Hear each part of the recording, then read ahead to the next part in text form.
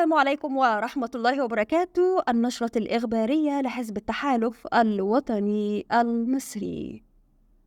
أحزاب الحوار حزب التحالف الوطني المصري الأمانة العامة.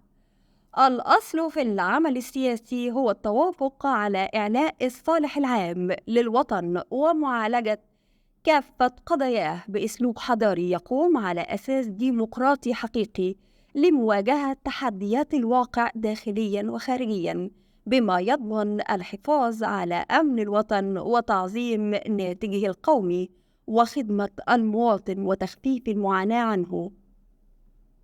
رئيس الحزب تحالف الوطن المصري النائب محمد القاضي.